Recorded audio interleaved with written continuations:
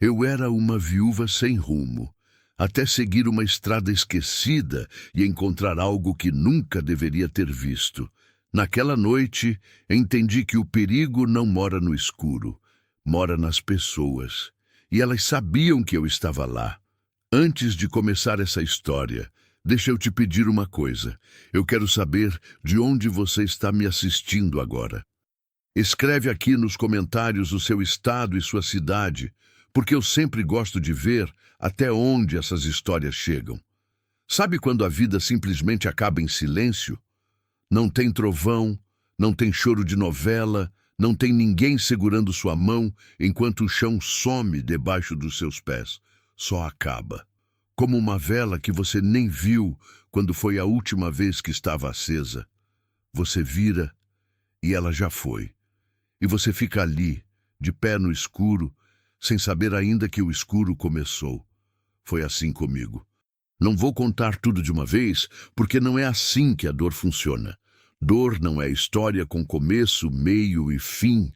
Dor é aquele tipo de coisa que você acha que terminou, e aí você abre uma gaveta e tem o cheiro dele lá dentro, guardado no tecido de uma camisa velha, e começa tudo de novo. Então vou contar devagar, do jeito que consigo. Meu nome é Neide. Tenho 53 anos, 2 enterros no coração e uma casa que não é mais minha.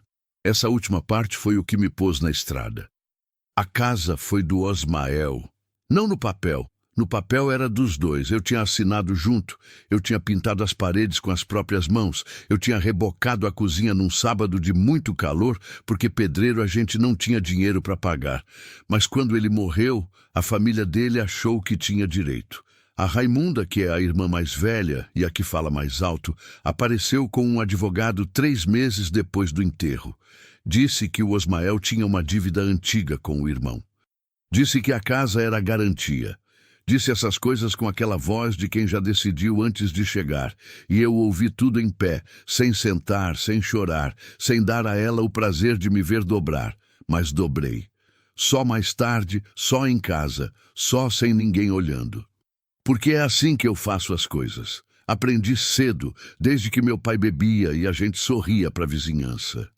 Desde que o Valdomiro morreu de cobra e eu tinha a Dinorá com 7 anos, me puxando pela barra da saia, enquanto eu tentava entender o que era ser viúva e mãe e ter 31 anos e não saber o que vinha depois.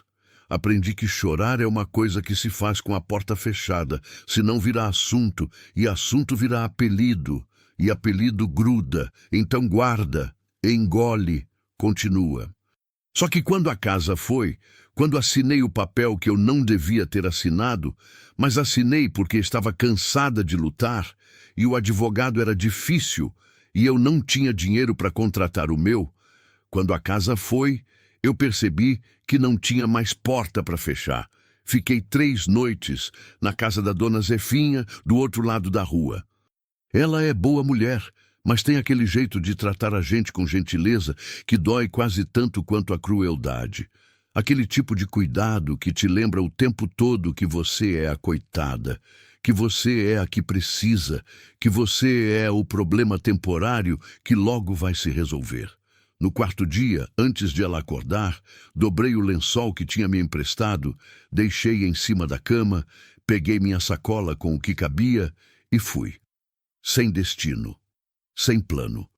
Os pés foram primeiro, o resto de mim foi atrás. A estrada velha eu conhecia de vista, mas nunca tinha percorrido inteira. Todo mundo aqui chama de velha, porque a nova passou a uns 5 quilômetros para lá, larga e asfaltada e cheia de caminhão. A velha ficou para trás, de terra batida, e foi sendo esquecida aos poucos. Primeiro os carros pararam de usar, depois os cavaleiros, depois até o costume de falar nela foi sumindo. Mas ela continuou existindo. Estrada velha não desaparece fácil. Fica ali, quieta, esperando quem não tem outra escolha. Era de manhã cedo. Um sol que ainda não tinha esquentado. Ainda tinha aquela cor de coisa começando. E o silêncio, não o silêncio de cidade que nunca é silêncio de verdade, mas o silêncio de lugar onde o mundo resolveu não passar. Dava para ouvir o próprio passo. Dava para ouvir a respiração. Fui andando.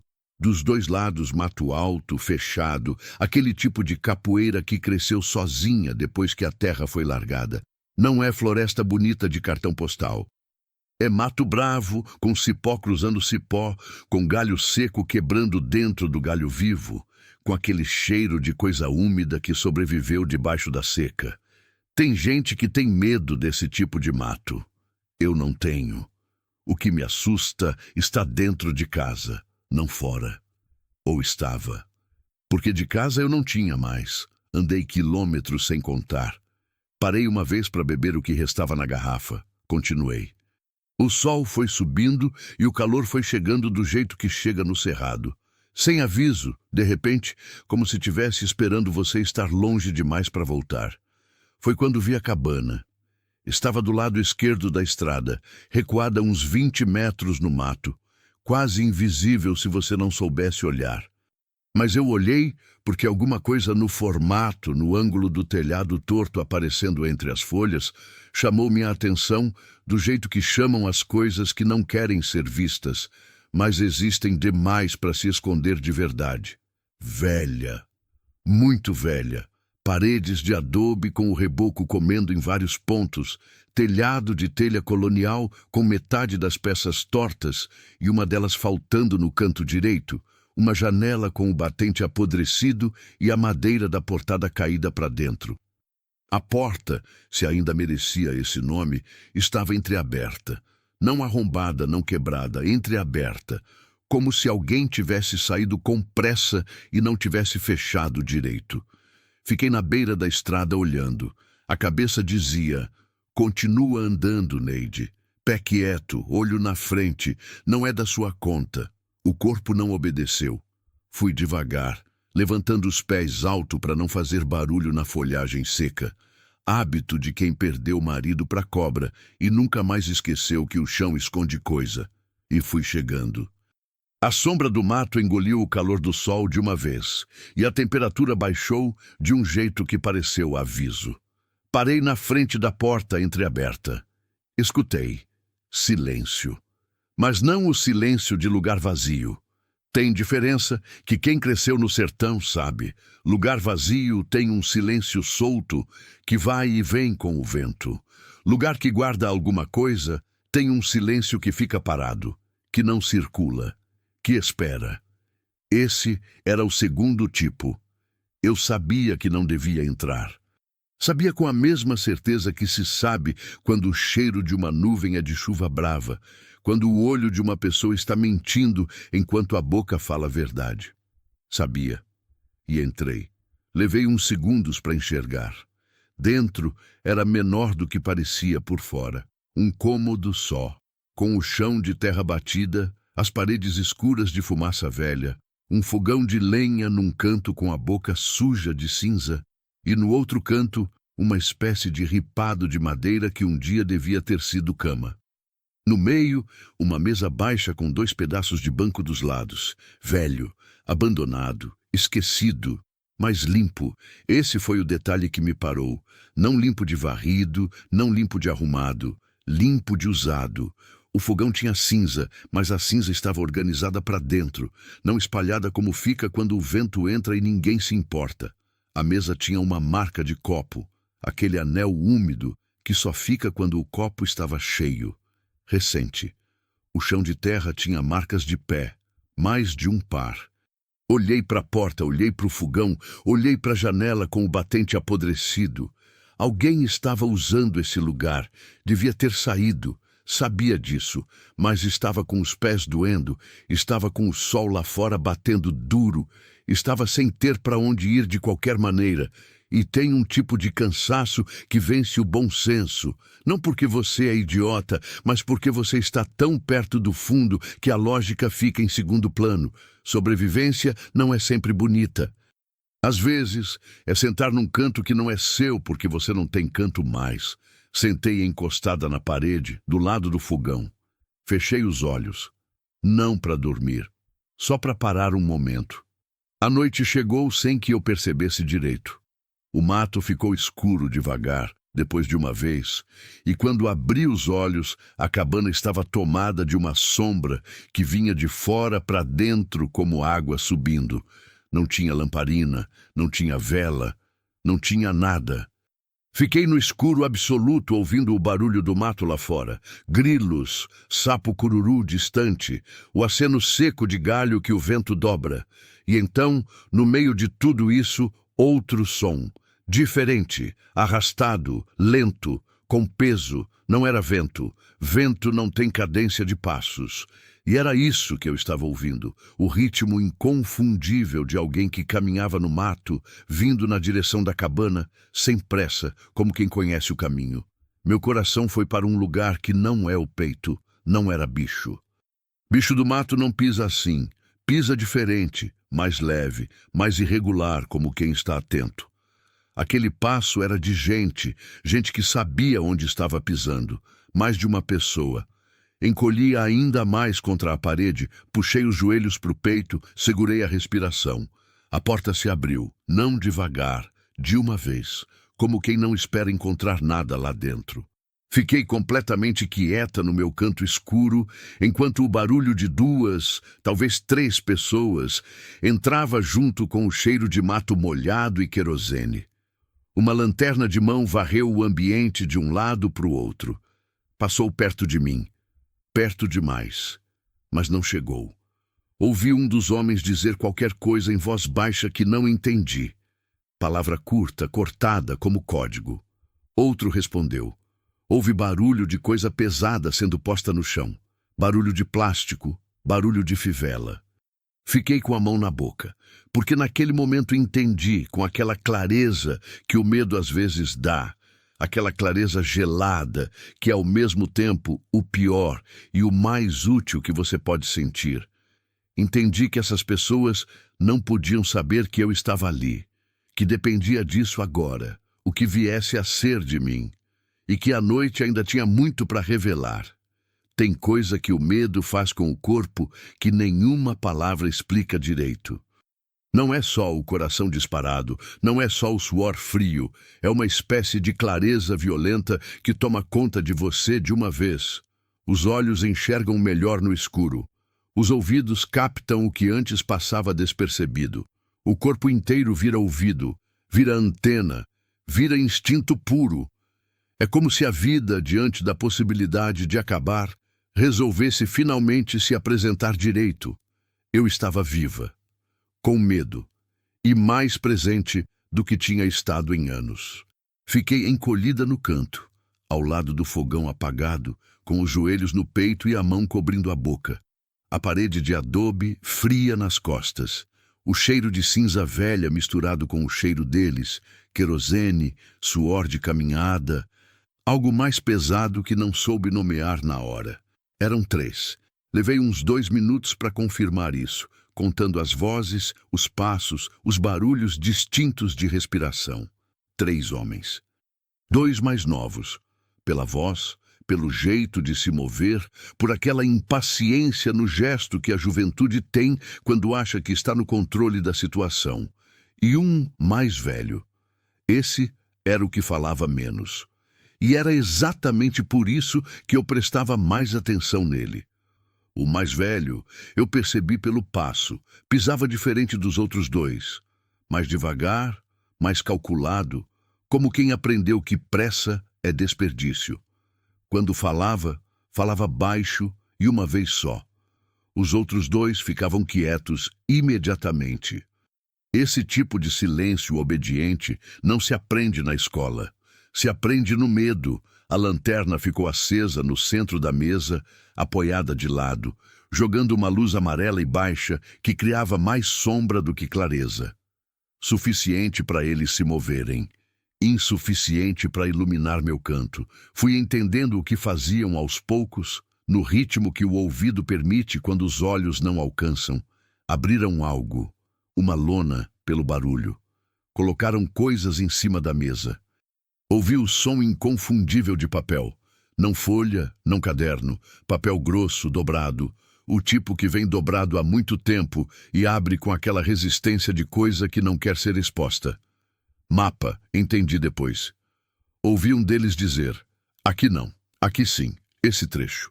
Ouvi o mais velho dizer uma palavra que não entendi, e os outros dois pararam de falar ao mesmo tempo. Ficaram assim por um tempo, planejando alguma coisa que eu não conseguia ver e mal conseguia ouvir, mas que tinha um peso na atmosfera daquela cabana que eu sentia na pele. Não era conversa de caçador. Não era conversa de gente que estava ali por acidente, por abrigo, por necessidade simples como a minha. Era conversa de quem tem destino certo e método e a frieza de quem já fez aquilo antes. O meu problema era não saber o quê. Demorou talvez 40 minutos, talvez mais. O tempo, quando você está com medo, não tem régua. Num ponto, um dos mais novos se levantou e foi em direção à janela. Passou a 2 metros de mim. Olhei para o chão, fechei os olhos quase completamente, deixei só uma fresta. Aprendi isso não sei onde, talvez de tanto observar bicho, que olho fechado de vez reflete menos luz do que olho aberto. Ele ficou na janela uns 30 segundos, olhando lá fora, e voltou. Não me viu, ou não quis me ver. Até hoje não tenho certeza. O mais velho falou uma frase inteira, a mais longa que eu ouvi dele naquela noite. Não peguei tudo, só o final, que era, antes do amanhecer, sem falta. Os outros dois responderam que sim. Ouvi o barulho da lona sendo dobrada, das coisas sendo recolhidas, da mochila sendo fechada com aquele clique de fivela que ressoa mais do que deveria no silêncio. E então foram. A porta voltou para a posição entreaberta, como tinham encontrado. A luz da lanterna desapareceu junto com eles, e a cabana voltou para o escuro absoluto de antes. Mas um escuro diferente agora, carregado como quando você sai de um quarto e o ar fica com a forma de quem estava lá. Fiquei no meu canto sem me mover. Contei até 100. Devagar, palavra por palavra, como aprendi quando criança num jogo que eu nem lembro o nome. A gente contava com os olhos fechados enquanto os outros escondiam, e eu sempre fui boa nisso. Sempre fui boa em ficar quieta enquanto o mundo se movia. Quando cheguei em 100, o mato lá fora estava quieto de novo. Me levantei. As pernas tinham dormido. Levei uns segundos perigosos equilibrando na escuridão, com as mãos estendidas tocando a parede fria de adobe até sentir o sangue voltar. Fui até a mesa. Passei a mão por cima. Nada. Tinham levado tudo. Mas na beirada, quase caindo, minha mão encontrou uma coisa pequena, dura, retangular. Um isqueiro. Esquecido ou largado de propósito, não tinha como saber. Mas estava ali. Acendi. A chama do isqueiro é pequena, nervosa, não ilumina muito, mas iluminou o suficiente para eu ver o que não tinha visto antes. No chão, perto do lugar onde tinham colocado a lona, havia uma marca na terra batida. Não de pisada. Era outra coisa. Uma espécie de risco feito com o dedo ou com um graveto, rápido, descuidado, como quem anota alguma coisa sem papel. Números. 3 grupos de números separados por traços. Coordenadas, entendi.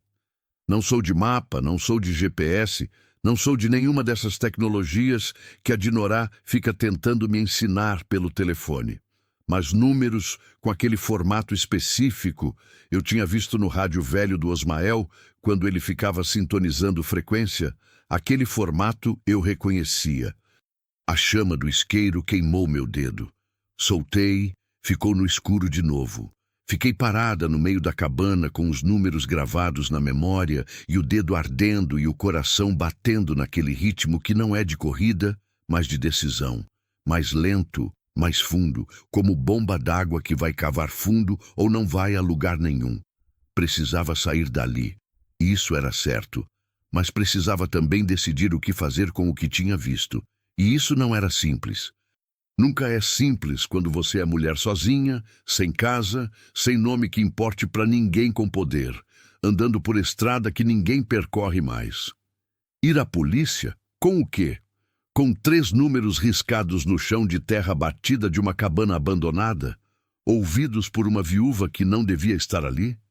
Ninguém ia me ouvir. Aprendi isso também. Aprendi que tem tipo de testemunha que o mundo não leva a sério. E eu era esse tipo.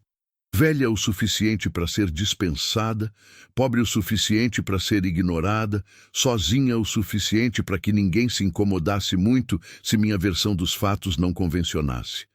Mas os números estavam na minha cabeça. E alguma coisa, não coragem, não heroísmo, não nada bonito assim. Alguma coisa teimosa que mora fundo em mim e que sobreviveu a Valdomiro e ao bebê sem certidão, e ao Osmael e a casa assinada embora, essa coisa disse, você viu. E o que você vê não some só porque é conveniente fingir que não viu. Saí da cabana com cuidado. Do lado de fora, a noite estava clara de lua, não lua cheia, mas próxima o suficiente para dar forma às coisas. O mato dos lados da estrada tinha uma cor prateada estranha, daquelas que só existem à noite e que de dia você tenta lembrar e não consegue. A estrada velha se estendia nas duas direções, igualmente silenciosa, igualmente incerta.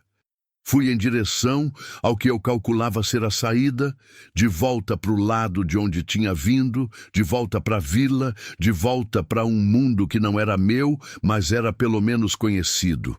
Andei rápido sem correr, não olhei para trás mais de 2 vezes. Na segunda vez que olhei, a cabana já tinha sumido entre as árvores, como se o mato a tivesse fechado de volta para dentro de si, como se nada tivesse acontecido, mas tinha. E eu carregava os números, 3 grupos, separados por traços. Repeti em voz baixa enquanto andava, como quando você decora a oração que não quer esquecer, não pelo sentido das palavras, mas pela forma delas, pelo ritmo, pela necessidade de não perder. Não sabia ainda o que significavam. Não sabia ainda o que ia fazer com eles. Só sabia que eram a única coisa concreta que eu tinha naquela noite além da roupa no corpo, o isqueiro no bolso e o cansaço de uma vida inteira pesando nos ombros. Às vezes é o suficiente. Às vezes um fio fino é tudo que você precisa para não se perder completamente no escuro. Quando a vila apareceu lá na frente, as primeiras luzes, o perfil das casas contra o céu menos escuro do horizonte, parei um segundo. Respirei fundo. Pensei no Osmael, que costumava dizer que coragem não é não ter medo, é ter medo e fazer de qualquer jeito. Ele era cheio de frase assim. Eu fingia que achava bobo. Agora dava o que daria para poder rir da cara dele mais uma vez. Continuei andando. Vila pequena tem memória longa e boca curta. Aprendi isso antes de aprender a ler. Minha mãe dizia que em lugar pequeno as paredes não têm ouvido. As paredes são o ouvido. Tudo que você faz, tudo que você fala, tudo que você veste numa segunda-feira de manhã já está na boca de alguém antes do almoço. Não por maldade, necessariamente, por costume. Porque em lugar onde pouca coisa acontece, cada pequena coisa vira notícia.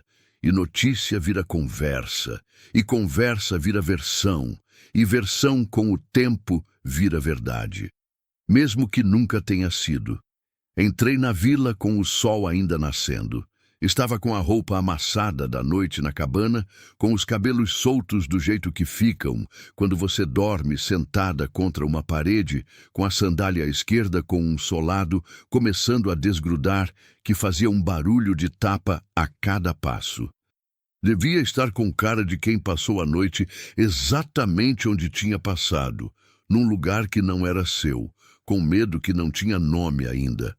A primeira pessoa que me viu foi o seu Alcides. Ele abre o bar às 5:30 da manhã, porque os caminhoneiros que pegam a Estrada Nova precisam de café antes de sair. E seu Alcides não é homem de perder cliente por preguiça de madrugada. Estava varrendo a calçada quando eu passei e levantou a cabeça com aquele olhar de quem registra sem perguntar. Pelo menos não pergunta na hora. Pergunta depois para outro. Bom dia, dona Neide. Bom dia, seu Alcides. Não parei. Ele não insistiu, mas eu sabia. Sabia com aquela certeza de quem conhece o funcionamento do lugar, que antes do meio-dia Ele já teria comentado com alguém que me tinha visto chegar cedinho com cara de noite mal dormida. E esse alguém comentaria com outro. E assim, a história de mim naquela manhã já estaria circulando antes que eu tivesse decidido o que fazer com ela. Fui até a casa da dona Zefinha, não porque queria, mas porque era o único lugar que eu tinha. Bati na porta com o nó do dedo, devagar, com aquele bater envergonhado de quem sabe que está pedindo e não gosta de pedir. Levou um tempo. Ouvi o chinelo dela arrastando pelo corredor. A porta abriu com aquele ranger de dobradiça que ela nunca manda consertar. Ela me olhou de cima a baixo. Não disse nada por um momento. Só olhou. E naquele olhar tinha tudo que ela não ia falar. A pergunta de onde eu tinha passado a noite, o julgamento já formado, a pena já embrulhada em gentileza para ser entregue logo em seguida. Entre, ela disse. Entrei. A casa da dona Zefinha cheira a água de colônia barata e café passado, e é daquelas casas que parecem menores por dentro do que por fora, porque ela guarda tudo, caixas em cima de caixas, terço pendurado em todo canto, fotografia de filho e neto e sobrinho em toda parede disponível. Tem um calor de casa habitada que eu senti na pele quando entrei, e que me deu uma vontade súbita e inconveniente de sentar no chão e não levantar mais. Não sentei no chão. Sentei na cadeira da cozinha que ela indicou, com as mãos no colo, quieta. Ela colocou café na minha frente sem perguntar se eu queria. Tomei. Você passou a noite fora, ela disse. Não era pergunta. Passei. Onde? Aqui foi o momento. O momento em que você decide quanto da verdade cabe na conversa. Não por desonestidade, mas por sobrevivência. Porque a verdade toda, naquele momento, era grande demais, e estranha demais, e cheia de buracos que eu mesma não sabia preencher. 3 homens numa cabana, coordenadas riscadas no chão, um isqueiro que ainda estava no meu bolso. Contava isso para dona Zefinha, e em 2 horas a vila inteira sabia. Em 4 horas tinha virado história de assombração. Em 6, ninguém mais acreditava em nada, porque tinha passado por bocas demais. Fui andando pela estrada velha, eu disse. Cansaço pegou. Me sentei para descansar e o sono veio. Ela me olhou por um tempo longo. Na estrada velha, ela repetiu, com aquele tom de quem está decidindo se aceita. Na estrada velha. Ela assentiu devagar. Não acreditou, mas aceitou que às vezes é a única coisa que você pode pedir a alguém. Não que acredite, só que aceite. Fiquei na casa dela até o meio-dia. Tomei banho, comi o que ela ofereceu, cuscuz com leite, que é o que ela faz quando não sabe o que fazer. E fiquei sentada no quarto pequeno que ela chama de quarto de hóspede, mas que na prática é depósito com cama, olhando para o teto e tentando organizar o que tinha na cabeça. Os números. Repeti de novo em silêncio, com cuidado, como quem passa o dedo numa ferida para conferir se ainda está lá. Estavam. 3 grupos, separados por traços. Coordenadas. De algum lugar na região, tinha que ser, porque eles estavam a pé ou quase vinham do mato, falavam do amanhecer como prazo.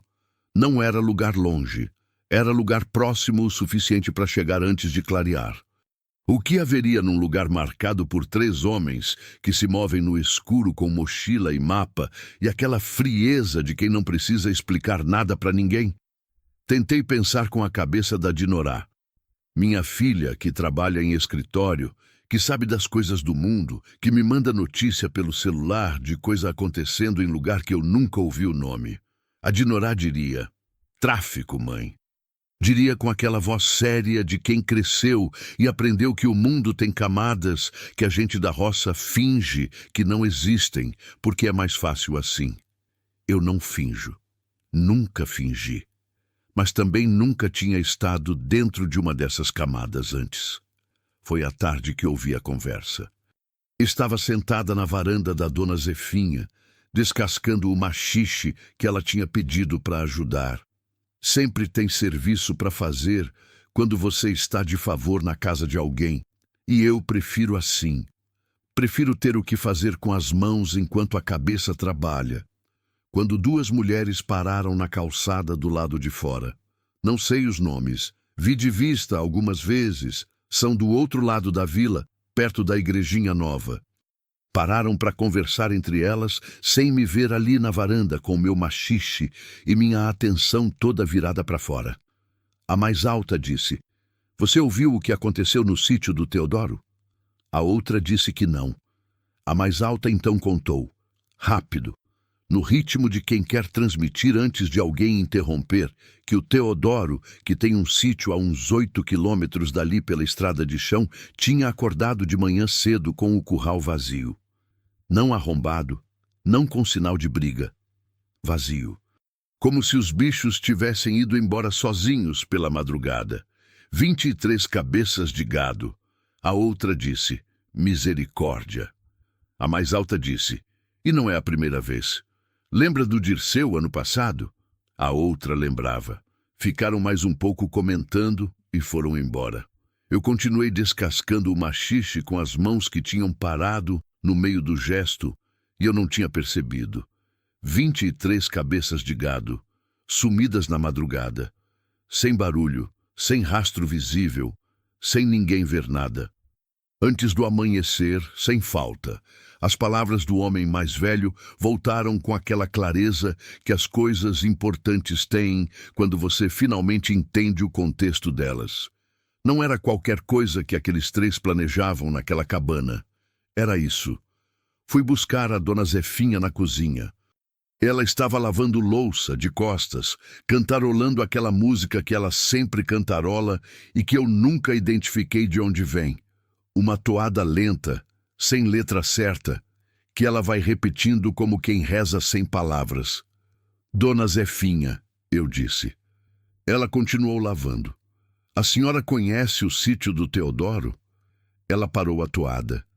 Não parou de lavar, mas parou a toada, que é o sinal dela de que prestou atenção. Conheço. Por quê?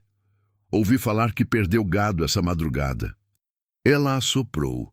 Aquele som que não é bem palavra, é comentário sem forma. Não é novidade. Esse pessoal tá levando gado da região há meses. A polícia não resolve nada. A polícia sabe? Sabe. Ela virou, me olhou com aquela cara de quem tem mais a dizer, mas está medindo quanto. Todo mundo sabe, Neide. Você que ficou um tempo sem sair muito, mas o pessoal aqui da vila vive com um olho aberto à noite. Já perdeu gado quem tinha e quem não tinha muito. Seu Raimundinho perdeu 12 cabeças em fevereiro. A família do Hélio perdeu mais ainda. E ninguém viu nada. Ela me olhou por um segundo a mais do que o normal. Tem gente que diz que viu, ela disse, baixando um pouco a voz sem precisar, porque éramos só nós duas. Mas ver e falar são coisas diferentes quando você não sabe com quem está lidando. Ficou assim no ar essa frase. Ela voltou para a louça. Eu fiquei parada no meio da cozinha, com o cheiro de sabão e o peso daquelas palavras. Ver e falar são coisas diferentes quando você não sabe com quem está lidando. Eu tinha visto, e os números ainda estavam na minha cabeça, intactos, esperando.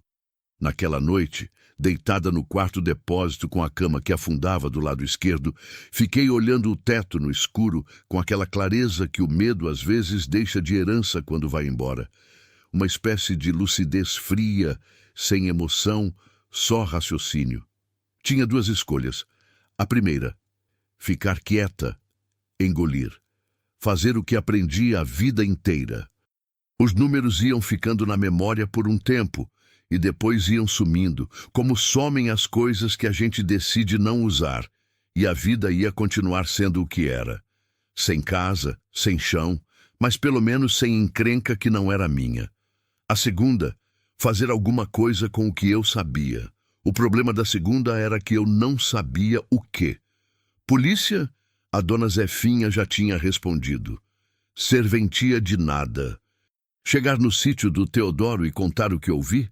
Uma viúva sem casa, sem testemunha, sem nada além de números que ela diz ter visto riscados no chão de uma cabana onde não devia estar? Ninguém ia levar a sério. Ou pior, Alguém ia levar a sério do jeito errado e eu ia virar problema para quem eu tentava ajudar. Mas tinha uma terceira coisa.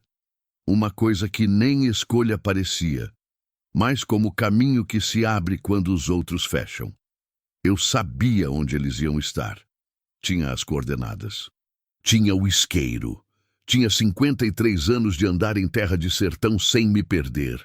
Tinha a estrada velha que ninguém percorria mais, que era silêncio e poeira e invisibilidade.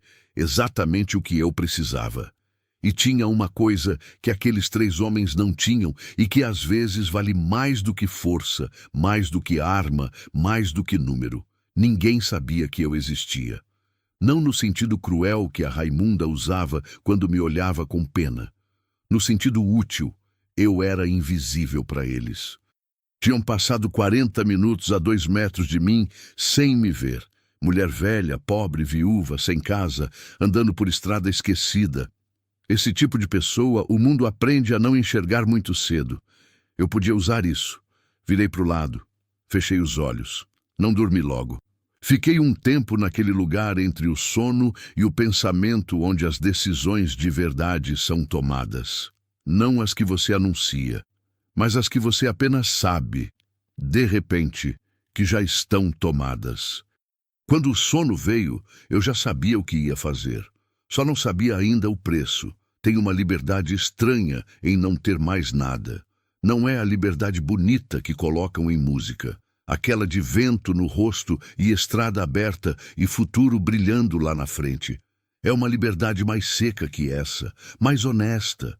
É a liberdade de quem já perdeu o suficiente para saber que o medo de perder mais não tem mais o mesmo dente. Quando você está no fundo, o fundo vira chão. E chão mesmo ruim é o que você precisa para dar o próximo passo. Acordei antes do sol, não pelo hábito das 4 da manhã. Dessa vez foi diferente. Acordei porque alguma coisa dentro de mim já estava acordada faz tempo, esperando o corpo alcançar. Fiquei um momento deitada no escuro do quarto depósito da dona Zefinha, ouvindo o silêncio da vila lá fora. Aquele silêncio pesado de madrugada que é diferente do silêncio de mato, mais morto, mais parado, sem a respiração que o mato tem mesmo quando está quieto. Me levantei sem fazer barulho. Peguei a sandália do solado frouxo, à esquerda, sempre à esquerda, e prendi o solado com um pedaço de arame que achei dobrado no peitoril da janela, daquele jeito torto, mas funcional, que aprende quem não tem dinheiro para comprar novo e não tem tempo para esperar o certo. Lavei o rosto na torneira do quintal, sem acender luz nenhuma. Bebi água na mão em concha, que é como minha mãe ensinava quando não tinha copo limpo à mão. Fui até a cozinha da dona Zefinha, com o mesmo cuidado de quem atravessa quarto de criança dormindo. Peguei da despensa o que pude, sem me sentir ladra. 2 pedaços de broa que tinham sobrado do dia, uma garrafinha de plástico que enchi d'água na torneira, um pedaço de rapadura que estava quebrado num canto de vasilha. Deixei em cima da mesa um bilhete escrito no verso de um envelope que achei na gaveta. Dona Zefinha. Precisei sair cedo. Obrigada por tudo. Volto logo que puder. Neide. Dobrei o envelope, coloquei o peso do porta-tempero por cima para não voar com o vento da janela e saí pela porta dos fundos. A noite ainda estava inteira quando peguei a estrada velha de novo. Mas dessa vez era diferente. Dessa vez eu não estava indo porque os pés foram e o resto foi atrás. Estava indo com destino, com números na cabeça e propósito no passo, que são 2 coisas que mudam o jeito do corpo se mover, mesmo quando a estrada é a mesma. Fui repetindo as coordenadas em voz baixa enquanto andava. Não em voz alta, porque o mato tem eco em certas horas. E eco é o tipo de coisa que você não quer quando está tentando ser invisível. Apenas o murmúrio mínimo dos lábios, a forma dos números passando pela boca, como oração. Tinha calculado, deitada no quarto da dona Zefinha, que as coordenadas apontavam para uma área que eu conhecia vagamente. Uma baixada perto do riacho seco, onde o terreno afunda um pouco e cria aquele tipo de vale raso que o povo daqui chama de grotão. lugar que retém umidade mais do que o resto do cerrado. Então o mato ali é mais fechado, mais alto, com aquela densidade que esconde coisa bem. Criador nenhum usa aquela área para pasto, porque o acesso é ruim. Tem que contornar um trecho de pedra solta que o gado não desce bem, mas gente desce. E caminhão pequeno, pelos caminhos certos, também. Levei quase 2 horas para chegar na beira do grotão. O sol ainda não tinha nascido, mas o céu já estava naquele estado de quase. Aquela luz roxa e baixa que não ilumina nada direito, mas tira a escuridão absoluta, deixa tudo em silhueta, em forma sem detalhe. É a hora mais estranha do dia. A hora em que as coisas existem, mas ainda não se revelaram completamente. Parei na beira de uma elevação que dava visão para o fundo do grotão e fui descendo agachada, usando o mato como cobertura, do jeito que aprende quem passou a vida tocando gado e sabe que animal assustado sai em debandada e debandada faz barulho, e barulho desfaz qualquer plano. O que vi lá embaixo confirmou o que eu tinha calculado. 3 caminhões pequenos. Daqueles baús fechados, sem identificação nas laterais, com a carroceria pintada de uma cor escura que de noite some completamente. Estavam parados num alinhamento que não era aleatório, posicionados para saída rápida, com as cabines voltadas para a direção do caminho de terra que subia o grotão pelo lado oposto ao que eu tinha descido. Planejado. Cada detalhe planejado. E o gado. Ouvi antes de ver, aquele mugido baixo e confuso de animal que foi tirado do lugar conhecido e ainda não entendeu bem o que aconteceu. Não era desespero, era desorientação. E a desorientação de gado é silenciosa, que é o pior tipo. Animal que grita avisa. Animal que fica confuso em silêncio é mais fácil de controlar e de esconder. Contei o que pude no escuro ainda impreciso. 18, 20 cabeças. Talvez mais dentro dos caminhões que já tinham fechado o baú. E os homens? Não eram 3 agora. Eram mais. Os 3 da cabana, mais outros que tinham chegado com os caminhões, 6, 7 ao todo, trabalhando rápido e em silêncio com aquela coordenação de quem já fez aquilo muitas vezes. Sem conversa desnecessária, sem luz além do mínimo de lanterna, sem nada que pudesse chamar a atenção de longe. Profissionais. Fiquei observando do meu posto elevado, com o mato cobrindo até os ombros e a broa esquecida no bolso, e o coração batendo naquele ritmo que já não era de medo, mas de alguma coisa adjacente ao medo. Aquela tensão de corda que ainda não arrebentou. Tinha chegado até ali. Tinha visto o que precisava ver. O problema era o que fazer agora. Pensei rápido, da forma que se pensa quando o tempo não comporta devagar. Opções listadas e descartadas quase ao mesmo tempo. Gritar não, além de inútil ali no meio do mato, longe de qualquer vizinho, era sentença. Tentar chegar nos animais e assustá-los também não, porque gado sem rumo no grotão só dificultaria a situação sem resolver nada. Voltar para a vila e chamar alguém? Mas quem? E em quanto tempo? Os caminhões estavam quase prontos para partir. Eu conseguia ver isso no ritmo do movimento deles, na forma como foram fechando as últimas portinholas do baú. Tinha talvez 15 minutos, talvez menos. Foi então que vi a coisa que mudou o cálculo todo. Encostado numa árvore, separado dos outros, havia um menino. Não exagero no nome, menino mesmo. 15, 16 anos no máximo, magro do jeito que são os meninos pobres do sertão que crescem rápido em altura, mas demoram em corpo.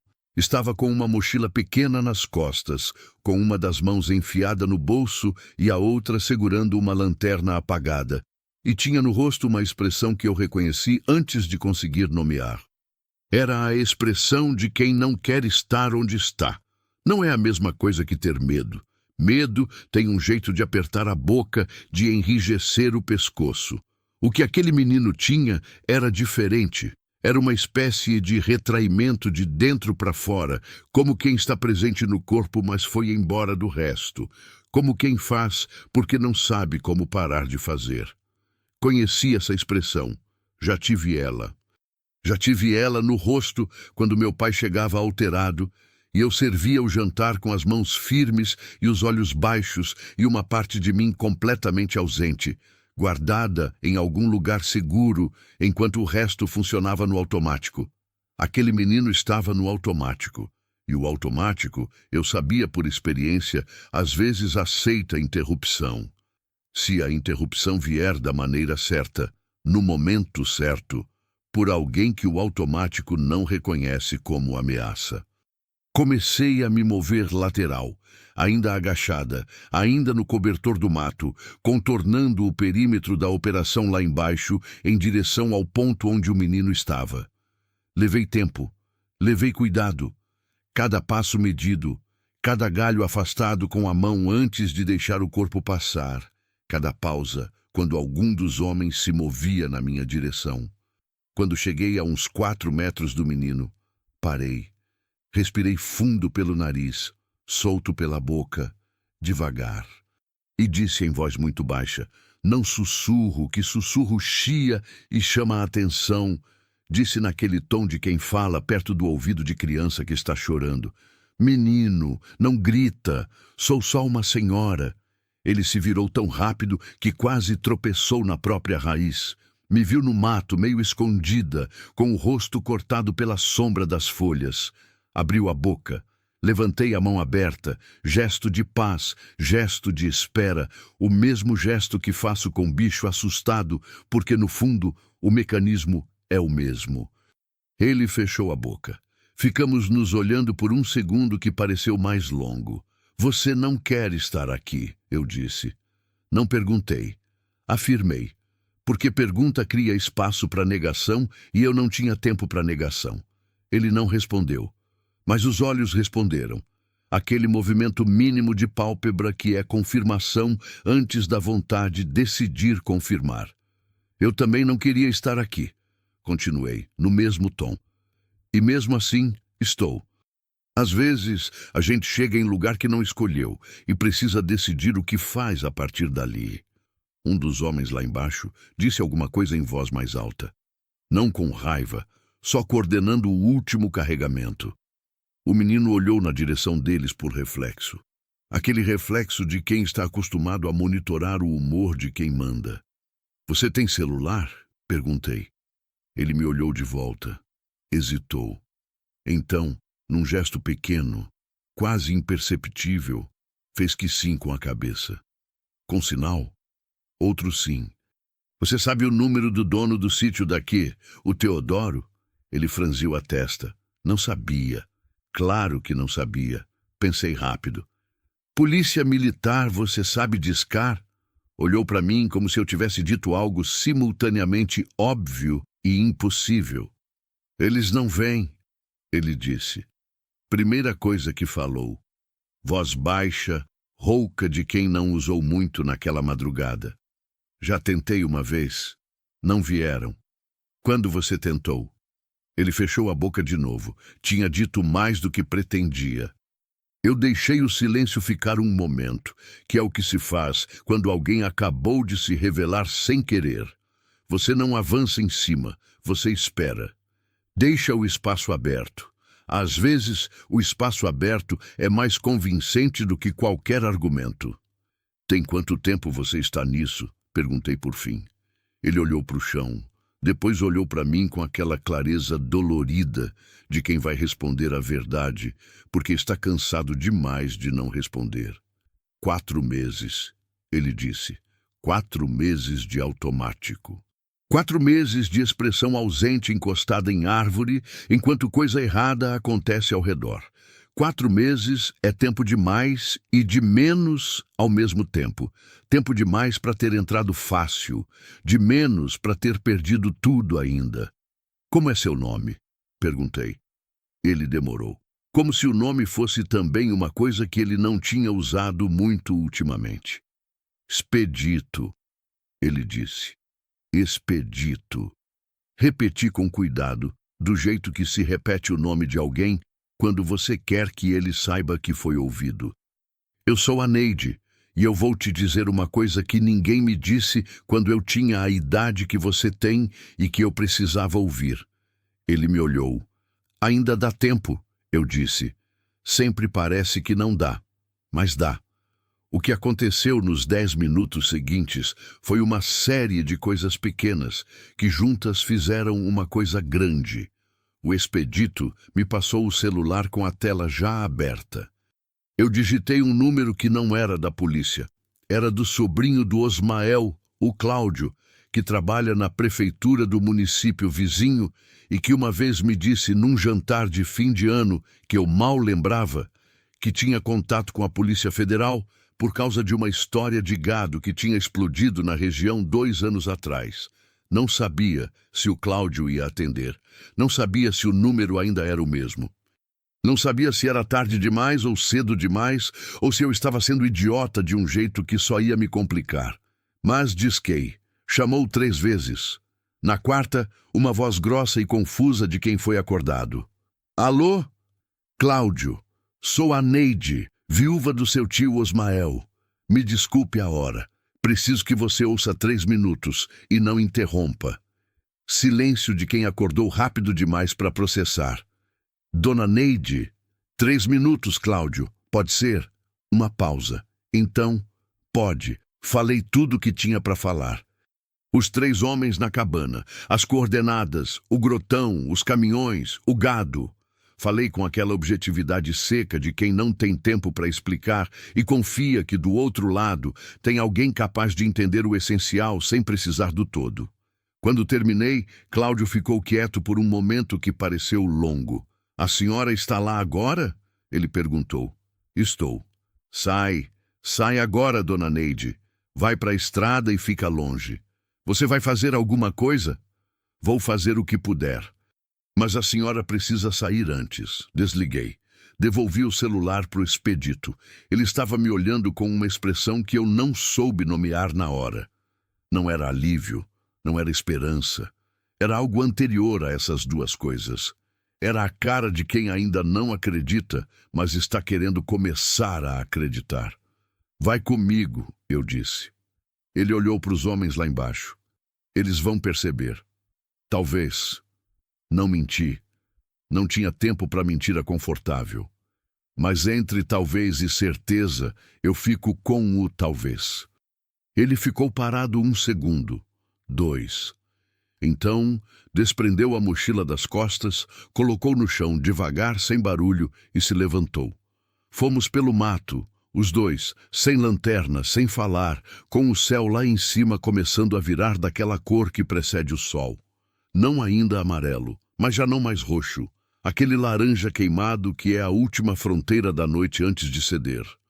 Andamos rápido. Não corremos, porque corrida no mato faz barulho, e barulho desfaz invisibilidade. Mas fomos rápido do jeito que se pode ir quando cada passo é calculado e o cálculo é silêncio. Quando chegamos à estrada velha e eu senti a terra batida sob a sandália remendada, parei 1 segundo. Ouvi, de longe, o som de um motor. Depois outro. Não eram os caminhões do grotão. Eram outros motores. Vindo da direção da vila. Vindo rápido. Olhei para o expedito. Ele estava olhando para o horizonte com aquela expressão de quem está na fronteira entre o antes e o depois. E sabe, no corpo todo, que quando atravessar não vai poder voltar do mesmo jeito. Às vezes é assim que recomeça. Não com porta que se abre, com fronteira que se atravessa. E a estrada, velha e esquecida e coberta de poeira, foi testemunha das 2 coisas ao mesmo tempo, do que estava terminando lá no grotão e do que estava ali, muito timidamente, começando.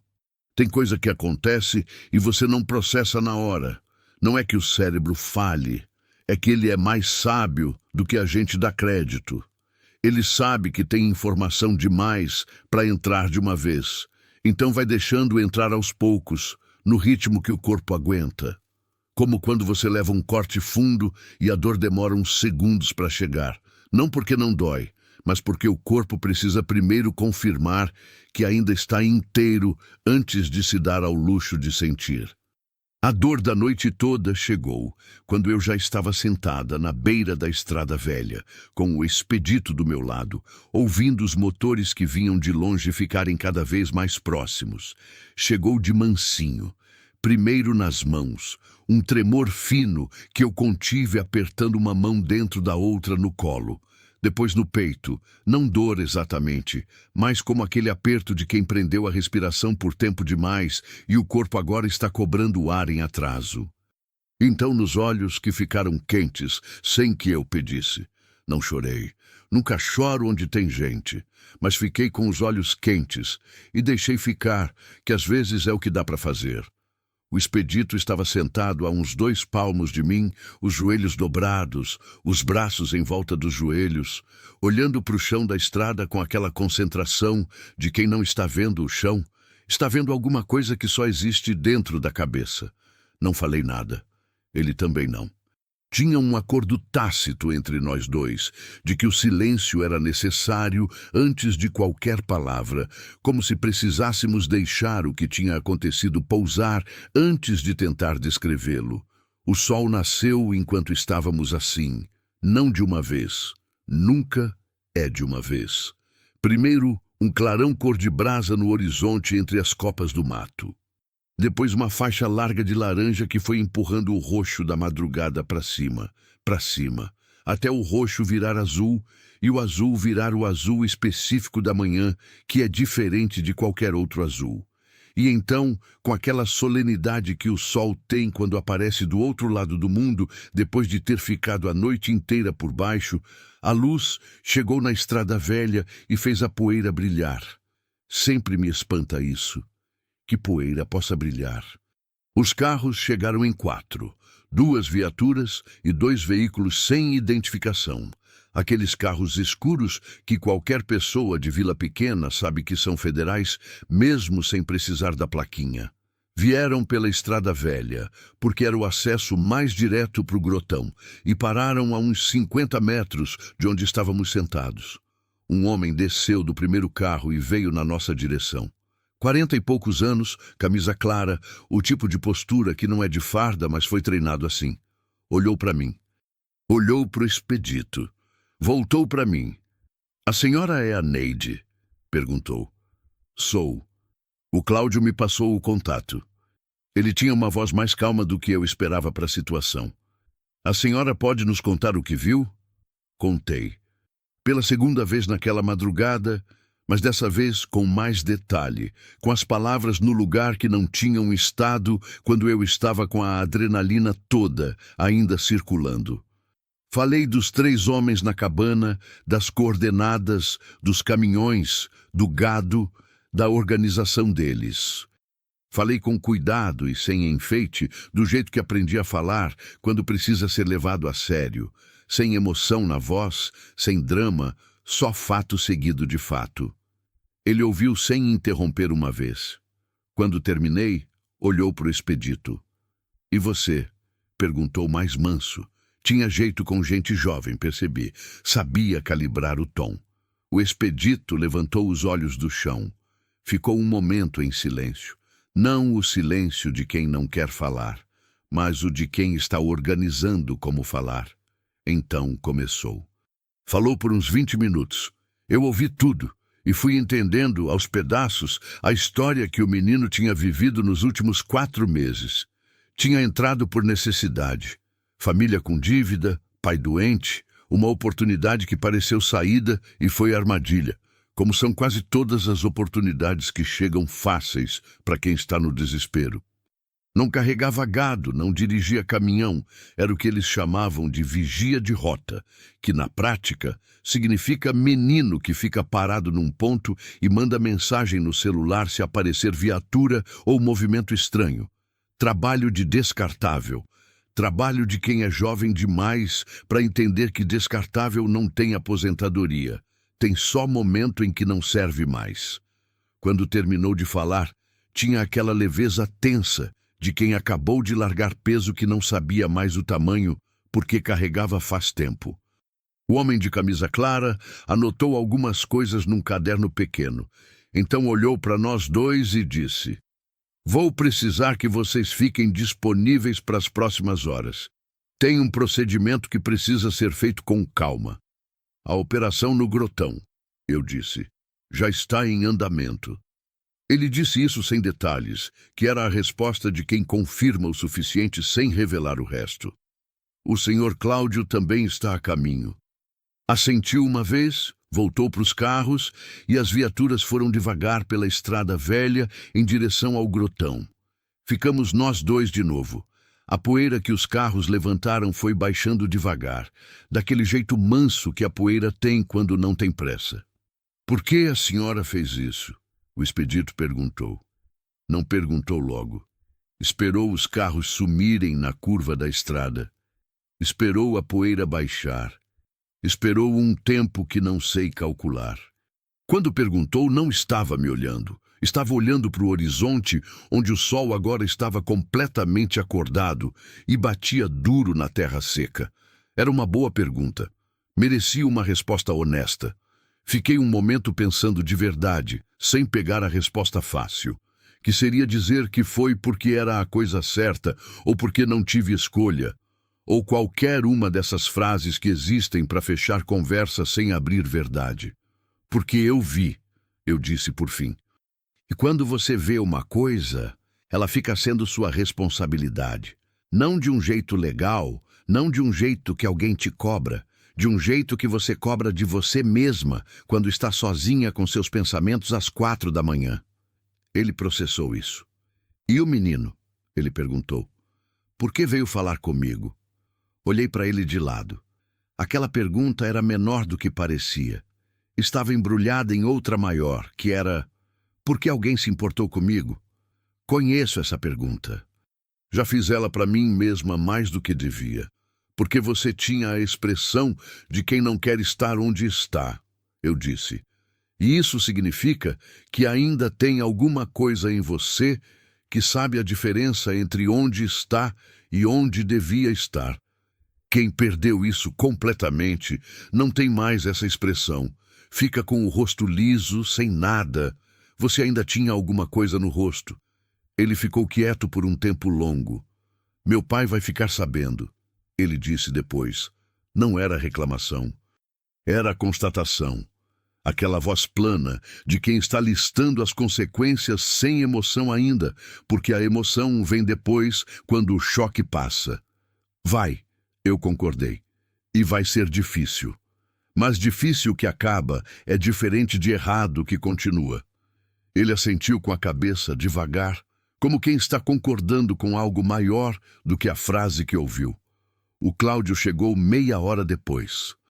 Veio num carro da prefeitura com a logomarca na porta, o que era ao mesmo tempo inadequado para a situação e completamente típico do Cláudio, que eu lembrava como aquele sobrinho do Osmael que aparecia nas festas de família, sempre de roupa nova e voz alta. Tinha engordado desde a última vez que eu tinha visto. O cabelo estava mais escasso. Mas os olhos eram os mesmos, espertos, atentos, do tipo que processa rápido. Saiu do carro e veio na minha direção com uma expressão que eu não esperava. Não era a expressão de quem veio cumprir dever, era a expressão de quem ficou preocupado de verdade. Dona Neide. Ele me olhou de cima a baixo do jeito que se olha a pessoa que pode estar machucada. A senhora está bem? Estou. Tem certeza? Tenho. Ele ficou me olhando um segundo a mais, como se precisasse confirmar com os próprios olhos o que a voz estava dizendo. Então assoprou. Aquele assopro de alívio que os homens soltam quando não querem parecer preocupados, mas foram. Meu Deus, Dona Neide, ele disse mais baixo. Quando a senhora me ligou, a hora que era, a voz que estava com... A voz estava normal. Não estava, não. Ele sacudiu a cabeça. Estava firme demais. Que é quando eu fico mais preocupado, sabe? Quando a pessoa está firme demais, do jeito que fica quando está controlando muito. Não respondi. Ele não estava errado. Ficamos ali um momento. Eu, o Cláudio, o expedito que o Cláudio ainda não tinha notado. Quando notou, olhou para o menino com uma sobrancelha levantada e eu expliquei em resumo quem era e o que tinha acontecido. O Cláudio ouviu, assentiu e disse que ia articular alguém do conselho tutelar do município para acompanhar o caso do expedito. "Você tem onde ficar hoje?" perguntou ele ao menino direto. O expedito pensou. "Tenho casa. Só não sei se..." Parou. "Se vai ser bem recebido." Eu completei por ele. "Isso", ele disse em voz pequena. "A gente resolve", o Cláudio disse, com aquela segurança prática de quem trabalha com um problema alheio há tempo suficiente para saber que resolver não significa corrigir tudo. Significa dar o próximo passo concreto. Primeiro a gente garante o hoje. O amanhã a gente vê amanhã. Era o tipo de frase simples, que parece pouco e na verdade é muito. Na maioria das crises, o amanhã parece montanha intransponível exatamente porque você está tentando atravessá-la hoje. Quando alguém te diz que o amanhã fica para o amanhã, a montanha não some, mas você consegue enxergar o chão debaixo dos pés, que é o que você precisa para dar o passo seguinte. Eu sabia disso. Tinha aprendido da maneira difícil. Foi ali, naquele momento, que a coisa que eu vinha carregando desde a casa da dona Zefinha, desde antes, desde a assinatura do papel da casa, desde o portão fechado atrás da Dinorá, desde as quintas-feiras ao telefone dizendo que estava bem, foi ali que essa coisa começou a pesar diferente. Não foi revelação. Não foi aquele momento de clareza que aparece em história quando a personagem entende tudo de uma vez. Foi mais discreto que isso. Foi só perceber que eu tinha passado a noite inteira fazendo coisa que importava, para gente que precisava, com recurso nenhum, além do que já estava em mim, e que eu ainda estava de pé. Não triunfante, não curada de nada, ainda sem casa, ainda com o solado remendado de arame, ainda com a vida no estado em que estava, mas de pé. E de pé com alguma coisa no rosto que não era a expressão de coitada que a dona Zefinha tinha, e que a Raimunda tinha, e que todo mundo ao redor tinha quando me olhavam desde que o Osmael foi. O Cláudio deve ter visto alguma coisa no meu rosto, porque me olhou de um jeito diferente e perguntou: "A senhora tem onde ficar, dona Neide?" E aqui foi a coisa que eu não esperava. Não a pergunta. A pergunta eu esperava. Era lógica. O que eu não esperava era a minha resposta, que saiu antes de eu decidir dar. Ainda não, mas vou ter. Não era certeza, era intenção. Mas às vezes intenção dita em voz alta com aquele tom de afirmação vira outra coisa. Vira compromisso com você mesma, que é o mais difícil de quebrar porque você não pode fingir para você mesma que não disse. O Cláudio assentiu devagar. "A gente pode ver alguma coisa", ele disse. "Tem um barracão nos fundos da casa da minha mãe que está vazio. Não é muito, mas é limpo e tem água." Olhei para ele. Não com pena, não com gratidão excessiva, com aquele olhar de adulto que avalia a oferta honesta. "Só enquanto eu organizo minha situação", eu disse. "Não quero favor que não tem prazo. Favor com prazo combinado eu aceito." Ele deu uma risada curta. Não de deboche, de reconhecimento. Era o tipo de risada de quem está ouvindo alguém que conhece as próprias condições. "Combinado", ele disse. Quando os federais voltaram do grotão, 1 hora depois, traziam os homens dos caminhões. De algum que eu soube depois, 3 conseguiram fugir pelo mato, mas 4 foram detidos, incluindo o mais velho, o que falava baixo e uma vez só. O gado do Teodoro estava inteiro, 21 cabeças.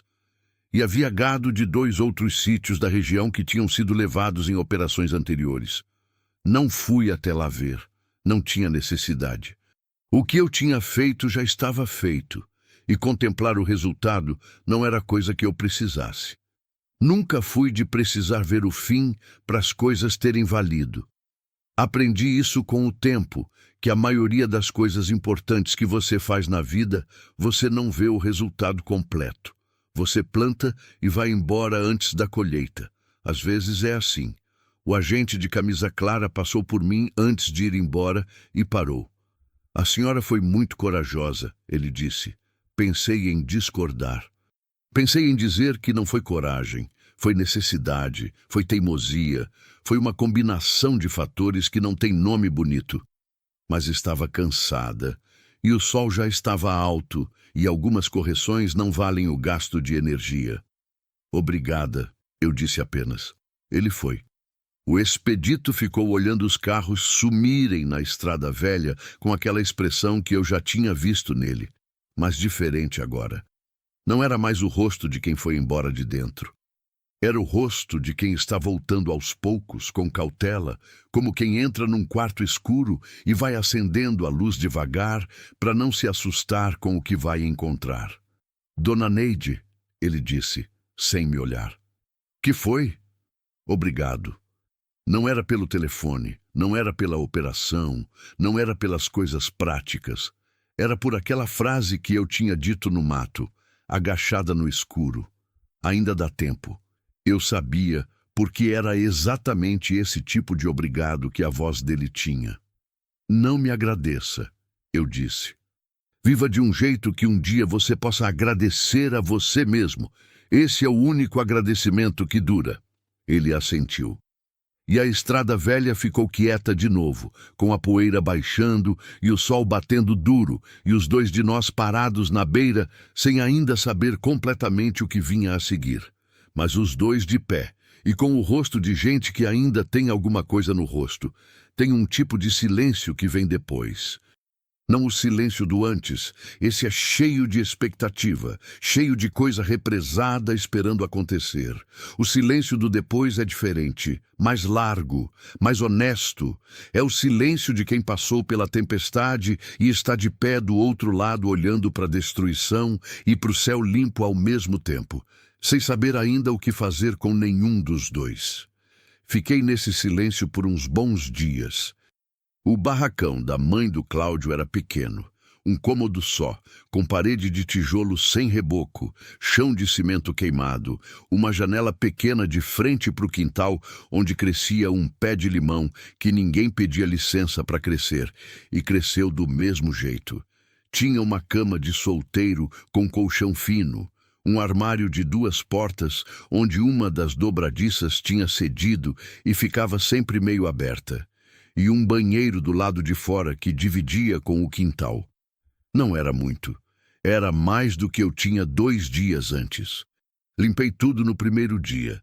Não porque estava sujo, mas porque limpar é o que eu faço quando preciso começar alguma coisa e não sei por onde. Minha mãe fazia igual.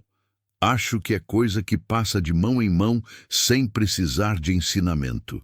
A filha vê a mãe esfregando o chão quando o pai chegou tarde de novo e aprende que tem tipos de caos que o corpo responde com vassoura e balde. Não resolve o caos, mas organiza o espaço em volta dele, que às vezes é o que você pode fazer. Esfreguei o chão de cimento, lavei a janela, sacudi o colchão no quintal até a poeira velha ir embora. Limpei o armário por dentro com um pano úmido que fui buscar na casa da dona Conceição, a mãe do Cláudio, mulher miúda de 70 e poucos anos que me recebeu sem cerimônia e sem pena, que foi o que eu precisava. Quando terminei, sentei na beira da cama olhando o cômodo. Cheirava a cimento e a limão. O pé do quintal soltava um cheiro que entrava pela janela naquela hora da tarde. E eu fiquei ali sentada pensando que cheiro de limão é uma das poucas coisas que não mudou em 53 anos. Desde criança cheira assim. Desde a casa da minha mãe, que tinha um pé no quintal também, maior que esse. Tem coisa que atravessa tudo sem se perder. Enchente, morte, assinatura de papel, noite em cabana escura, e cheiro de limão é uma dessas coisas. Me deu uma vontade de ligar para Dinorá. Liguei na quinta-feira, como de costume. Só que dessa vez fui eu que liguei, não esperei ela.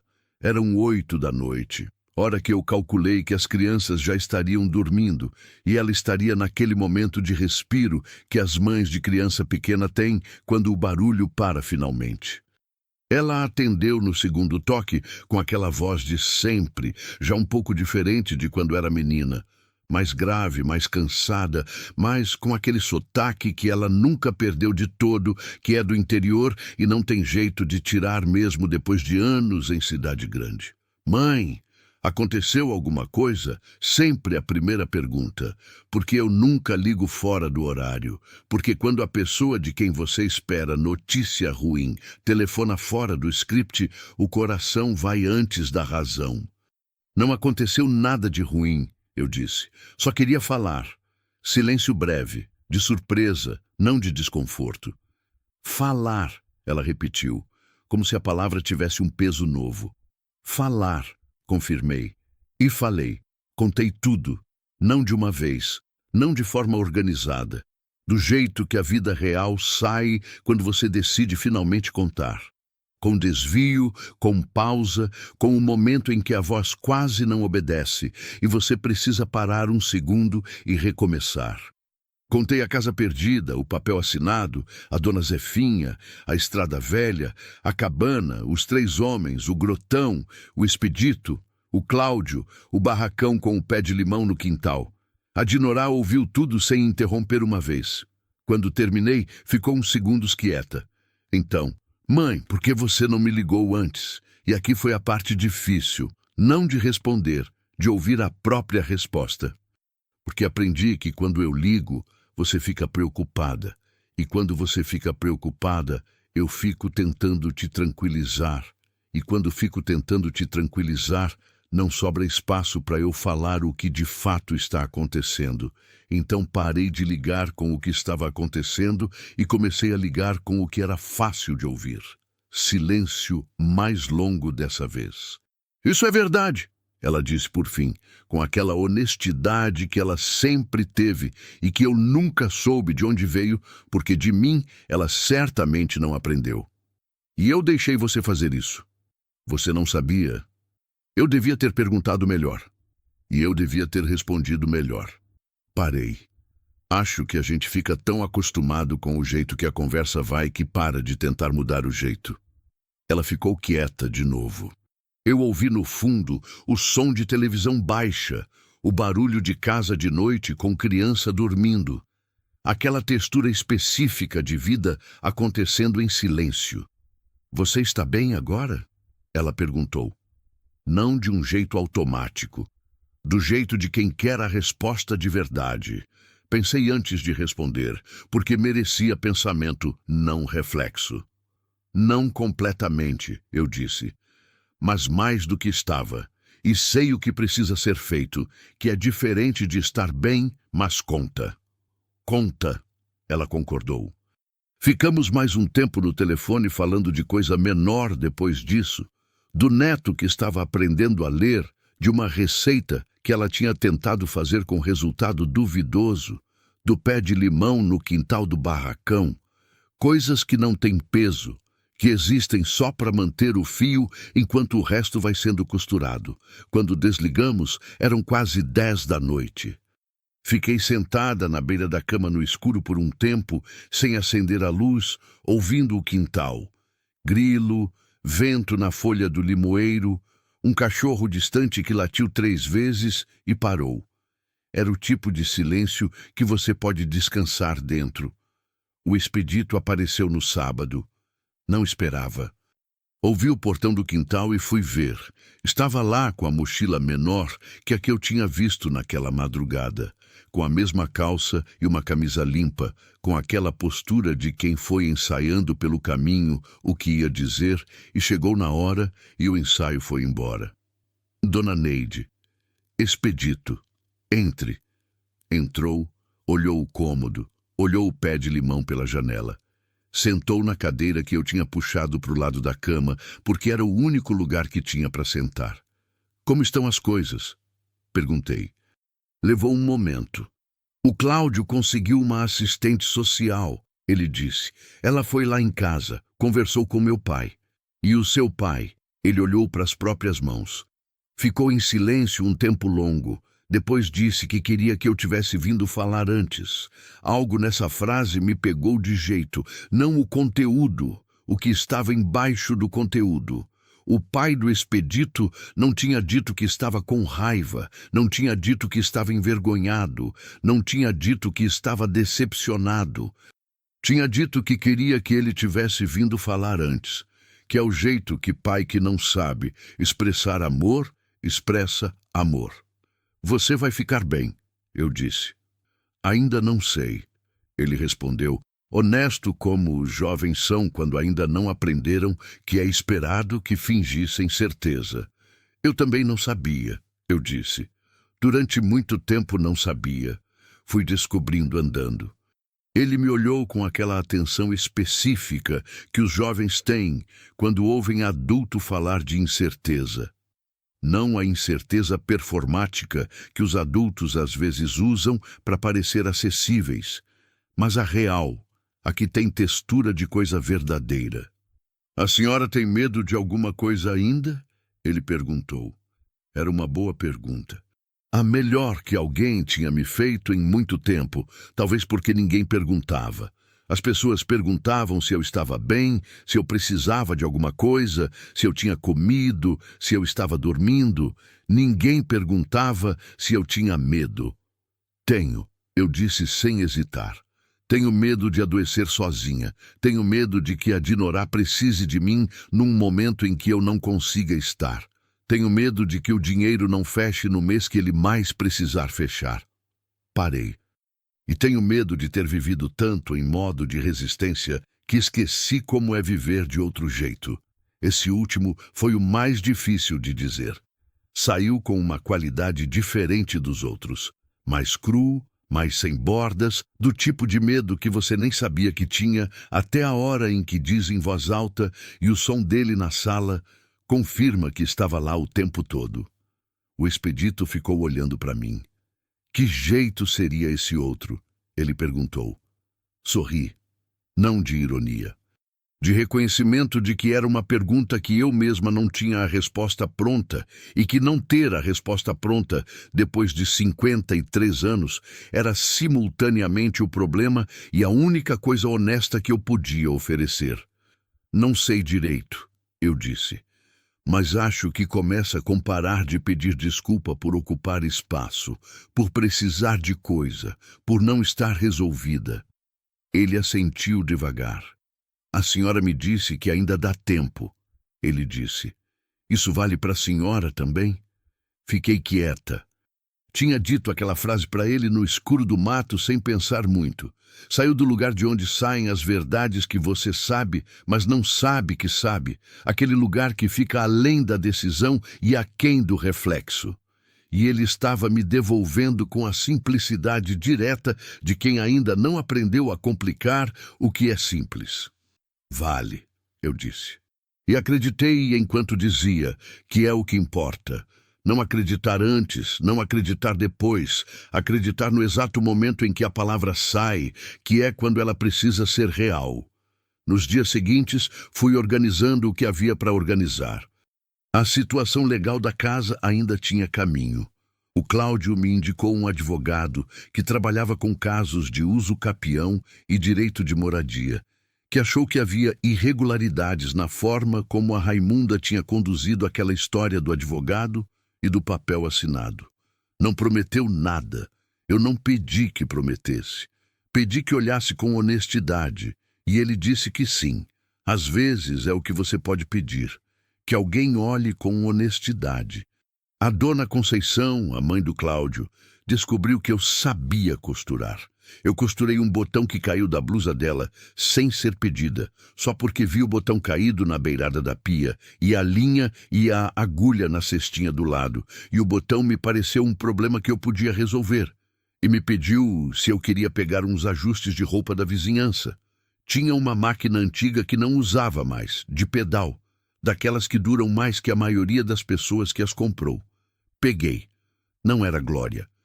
Era trabalho concreto com as mãos, que é o tipo que eu conheço. E trabalho concreto com as mãos é âncora. Te mantém no tempo presente. Te lembra que você tem habilidade. Te prova a cada peça terminada que você é capaz de transformar estado de uma coisa em outro estado. Costurei bainha, costurei cós, ajustei vestido de festa, remendei calça de trabalho.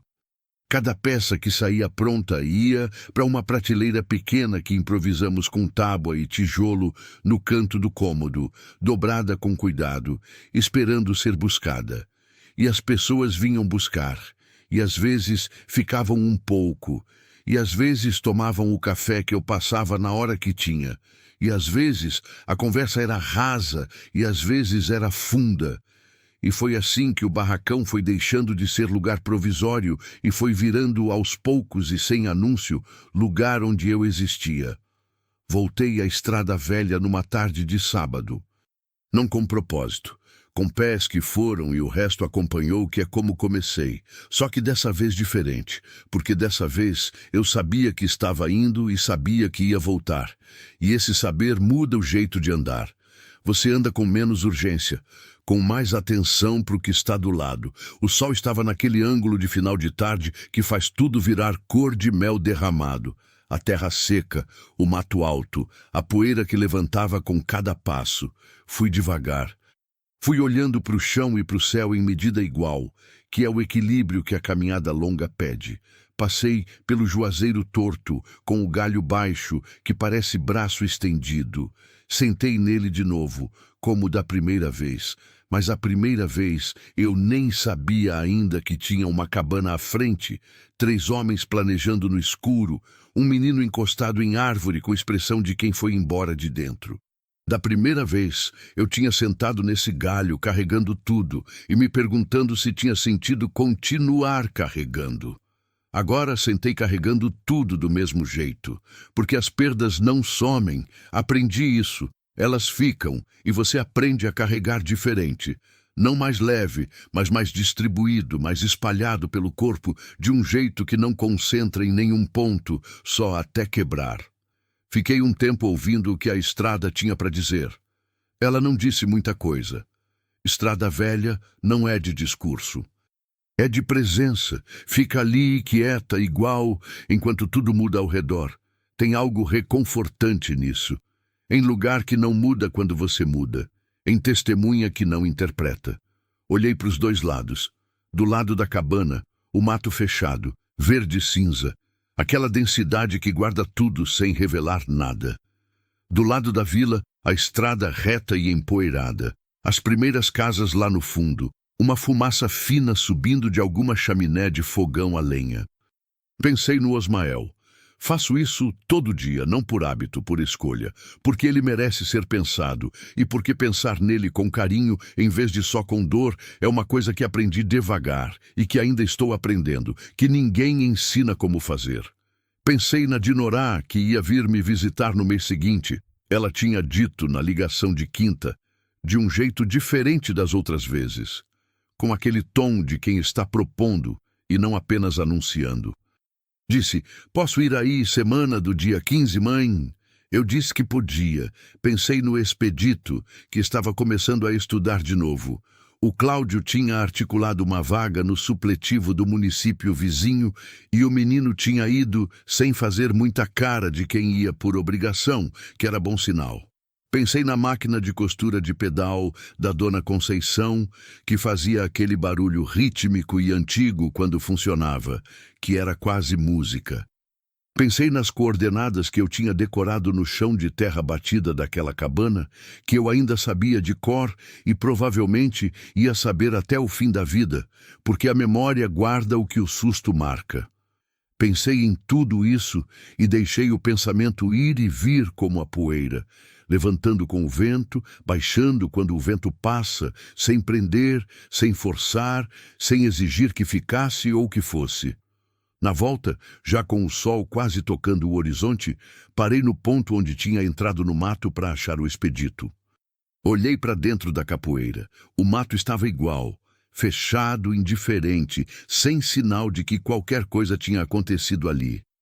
A natureza tem esse jeito de absorver o que o homem faz e seguir em frente sem drama. Árvore não guarda rancor. Cipó não se importa. O grotão lá embaixo já estava com o mato crescendo de volta nas marcas de pneu dos caminhões, apagando aos poucos a evidência do que foi. Só nós é que guardamos. Só nós é que carregamos o peso do que vimos e do que fizemos e do que gostaríamos de ter feito diferente e do que aconteceu que não estava nos planos de ninguém. Mas guardar não é o mesmo que ser engolida pelo que se guarda. Aprendi a diferença. Ou estou aprendendo, que é mais honesto de dizer. Continuei caminhando. A estrada velha se estendia na minha frente igual a sempre. 7 quilômetros de terra batida que ninguém percorre mais, que o mundo esqueceu quando fez a nova, que ficou aqui quieta, aguardando quem não tem outra escolha ou quem simplesmente precisa de lugar para andar devagar, sem ter que explicar para ninguém o porquê. Andei com o sol de lado, a sombra comprida do meu corpo acompanhando no chão. Aquela sombra de fim de tarde que é mais longa que você e parece que vai à frente anunciar que você está vindo. 53 anos. 2 enterros no coração. Uma casa que um dia talvez volte a ser minha e um dia talvez não volte. Um barracão com pé de limão. Uma máquina de costura de pedal. Um menino que aprendeu a estudar de novo. Uma filha que vai vir no dia 15. Um sobrinho do Osmael, que afinal serviu para alguma coisa, e uma estrada velha que me conhece melhor do que a maioria das pessoas vivas. Não é pouco, nunca foi pouco. A gente passa a vida achando que o que tem é insuficiente porque compara com o que perdeu. E perdeu muito, não vou mentir, perdi muito mais do que a maioria tem coragem de carregar. Mas perda e posse não são o mesmo peso. Uma não cancela a outra. Você pode ter perdido o suficiente para dobrar qualquer pessoa e ainda ter o suficiente para continuar de pé. Eu continuo de pé, não porque sou forte do jeito que chamam de forte.